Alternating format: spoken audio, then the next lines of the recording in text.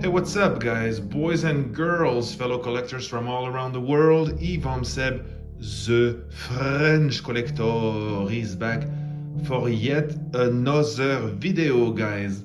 So since my last video was about that Michael Myers Halloween Trick or Treat Studios figure, and since actually Halloween is coming up, well, I thought let's just make a few more Halloween themed or horror themed videos. This is a very old piece, guys. The NECA Halloween The Night He Came Home box set. I've had this thing for, I don't know, almost 20 years. I can't remember when it was released actually. I don't know, does it say somewhere in the box? I have no clue, but well, I think I might have bought this when I was still in high school, so maybe 20 years ago, I don't know. I've been thinking of selling this for a very long time, and it's difficult to make up my mind because there's still no 1/6 scale figure of Dr. Loomis, and God knows how much I love this character. But yeah, I think I might let it go.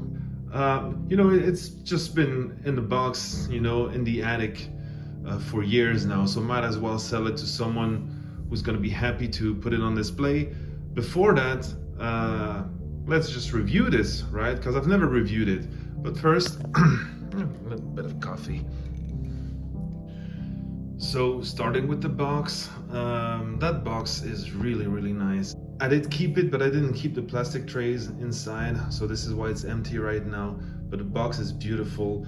On the front we have pictures of both head sculpts, Myers here, Loomis on the other side. It says Halloween, The Night He Came Home. On both sides of the box we have reverse shots of Loomis here, Myers obviously on the other side, and then multiple pictures of the diorama on the back of the box. Something that disappointed me a bit back in the day is that what's advertised here is you have these bushes here, right, on both sides of the stairs, and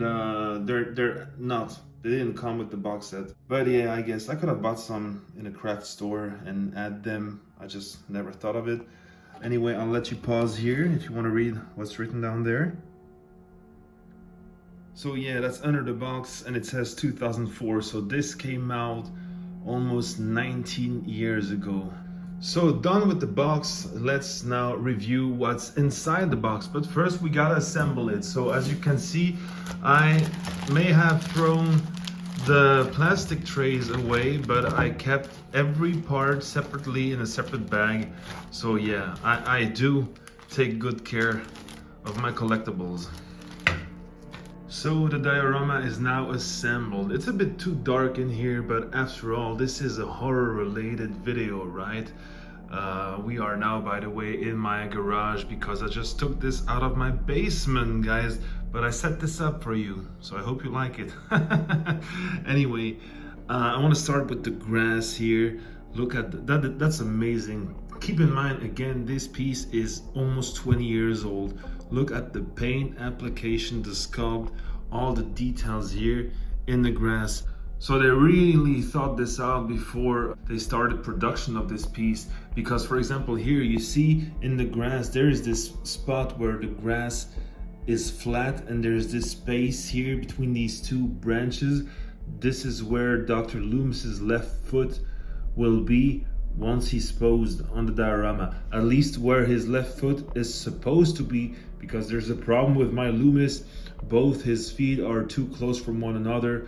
Probably a problem when they took it out of the mold back in the day. I have no idea. Nothing shocking, we'll talk about it later. Anyway, here we have these paving stones that are so nicely painted and sculpted. This one over here is cracked. These leaves are incredible. I mean, such small little details. Look at the shadows around their leaves. You would actually think those are separate from the diorama, but they're actually sculpted. This is just one piece, right? Beautiful. Moving on to the Myers house. So here we have this handrail, which is plastic, but you'd almost think it's real metal. It looks old and weathered and rusty. amazing. Again, more leaves here. So here, maybe this you can tell that these are sculpted onto the floor here because of the paint, the white paint here on the sides. So these in comparison are much better. Anyway, very nicely painted as well. The stairs here, black weathering, all these speckles of black and gray, a lot of black wash on both sides of the stairs. In the movie, obviously the stairs are much wider. Other than that, it's absolutely accurate. Even, you know, just even if you watch the flashback scene in Halloween Kills, this is exactly what you're gonna see. This is the pumpkin from the iconic opening credits. It stays on there because there's a peg in there, but you can just take it off and just leave it anywhere, on the stairs, wherever you like, right? It lights up, although you're not gonna see this in this video because, again, like I said, I hadn't displayed this in many years now, so I removed the batteries. But anyway, what sucks about this pumpkin is it only lights up if you push that button on top, but it doesn't stay on, not even for a few seconds. As soon as you take the finger off of it, it turns off again. But the light inside is quite realistic, you know, it really glows, you know, this yellow orange color, like actually like there was a real candle in there. This diorama also comes with separate accessories. First of all, we get this nice little plaque, Halloween.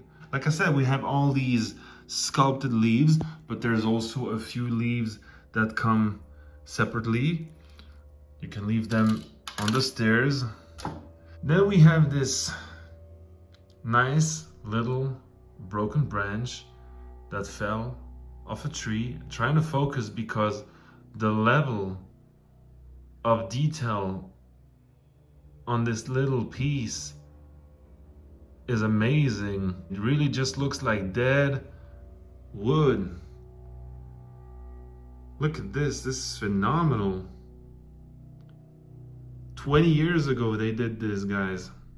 So another reason why I said earlier they really thought this out is that you can display it in one piece just like that with Michael and Loomis together, or you can break it up into different pieces to actually display them separately. Perfect idea for people with limited shelf space, display space. Okay, so here is Michael's knife. This thing, however, is absolutely inaccurate. So I'm wondering, how could they do a front porch, a diorama so accurate, but they couldn't do a simple Lamson kitchen knife? The shape of the blade is inaccurate. The shape of the handle is inaccurate. There are supposed to be 3 pins in there. There's only 2. But anyway, and here is Michael. So, well, from the side, it's pretty good, I guess. Like the way the hair is sculpted. We even have this tiny little needle hole on the left side of his neck where Laurie stabbed him with a knitting needle. I guess from the profile it looks okay. I'm not so sure about what appears to be a huge vein on his forehead, and I'm not a fan of his eyes. I guess they should be a bit darker. Depends from what angle we're looking at. Once you don't see the eyes, it really changes everything. Yeah, from here it looks good. It does look phenomenal from this side right now. What I do like is that on both sides we still have this sculpted glue seam that came from the sideburns that were ripped off. So yeah, there are little details that are quite accurate. Look at this, from here it looks freaking insane. Again, I keep repeating myself, it just depends from what angle you're looking at and the lighting. Now the overalls on the screen of my phone, it looks like a very dark gray, but they are definitely the right color. Yeah, look at this. Like I said, right color, dark blue. Oh, I didn't notice this before, but we even have a bit of his white t-shirt underneath showing. So that's cool. Never saw this before. Yeah, I'm not gonna go over the articulations too much. We only have articulations in the neck and shoulders, elbows. Everything else is basically a little statue. Who's gonna want to display Michael facing Loomis on his front porch other than just like that, right? Back in the day, this was fire. This was killer, no pun intended. I was so happy when I got this back in the day. I hadn't seen it in years. Yeah, the knife is so inaccurate, but you know, people are gonna see this as a whole, and the diorama is what will attract people's eyes, right? So nobody's gonna notice all these little imperfections. Dr. Loomis now, and that sculpt, oh my God, is freaking phenomenal. This looks like Donald Pleasance through and through. Sadly, a bit of discoloration now happening on the tip of his nose. Maybe something that I could repaint. I'll have to try, but the sculpt itself is freaking perfect. I still don't understand how we never got a 1/6 scale Dr. Loomis. Trick or Treat Studios, if you're watching this, I guess you're not, but who knows, give us a 1/6 scale Dr. Loomis, please. Your Michaels, all your Michael Myers figures are amazing. Give us a Dr. Loomis. So again, this is so old now, 20 years old, and the plastic feels so brittle. When I put the gun in his hand, I almost thought I was gonna break the fingers. I really, it feels like freaking stone now. It's so hard. So this is what I was saying earlier. Sadly, there's a little problem with his feet because this foot right here should be there where that branch is broken. So I don't know what the hell happened. It didn't happen over the years. When I got this in 2004, that's how it came out of the box. I don't know, maybe if I put this in hot water and try to rework it a bit, but I don't know if I have the balls to try it now. After all this time, like I said, this is so fragile. I'm afraid to break something. Still looks okay. Phenomenal sculpt and paint on his clothes. I think a few years ago, a new Loomis was released by NECA with an actual fabric trench coat. So I still don't understand how they never gave us a reissue of this box set.